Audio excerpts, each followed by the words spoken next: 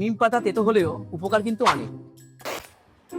টেকনিকও ঠিক একই রকম, ভীষণ বোরিং লাগে, কিন্তু একবার শিখে নিলে এটাই কিন্তু গেম চেঞ্জার। একটা সময় ঘন্টার পর ঘন্টা পিন্টারেস্ট দেখে একের পর এক ছবি ডাউনলোড করতাম। যখন ছবি ডাউনলোড করতাম তখন তো মনে হতো যে আমি পেরে যাবো, বাট ভীষণ হার্ড লাগতো। এইভাবে একটার পর একটা ছবি গ্যালারিতে সেভ তো হতো, কিন্তু ড্রয়িং কখনোই করা হতো না।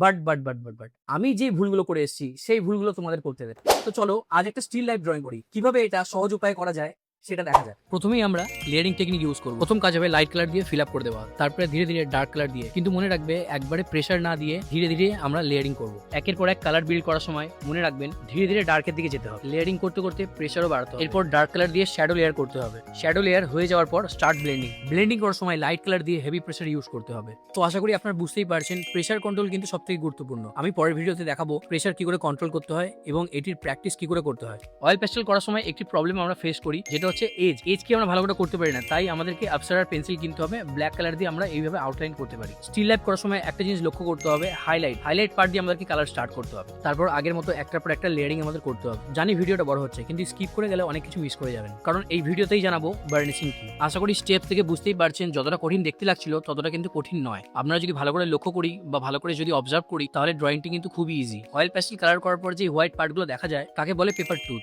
এবং এইগুলোকে ফিল আপ করার জন্য আমাদের লাইট কালার অথবা ডার্ক কালার দিয়ে ভালো করে ব্লেন্ড করতে হবে। এটাকেই বলা হয় বার্নিশিং। আর ছবিকে রিয়েলিস্টিক করতে ও স্মুথ ফিনিশ দিতে এটা কিন্তু অনেক ইম্পর্টেন্ট রোল প্লে করে। আর হাইলাইট করার জন্য সাদা রং চেপে দিলেই যথেষ্ট, কোনো হাইলাইটারের দরকার পড়বে না। আর রেডি আমাদের রিয়েলিস্টিক স্টিল লাইফ ড্রয়িং। আঁকার শুরুতে স্টিল লাইফই কেন? স্টিল লাইফ আমাদের শেখায় কোথায় লাইট হবে, কোথায় শ্যাডো পড়বে, ভ্যালু কিভাবে লাইট থেকে ডার্কে যায় এবং ডার্ক থেকে লাইটে আসে। আর সবথেকে গুরুত্বপূর্ণ হলো সাবজেক্টকে ভালো করে অবজার্ভ করতে শেখা। আর তাড়াতাড়ি সমীর আর্টসকে সাবস্ক্রাইব করো, না হলে এতগুলো ক্রিয়েটারদের মাঝখানে আমি কিন্তু হারিয়ে যাবো। টেকনিক্স এড়িয়ে গেলে কিন্তু আমরা ভালো ড্রয়িং করতে পারবো না, কারণ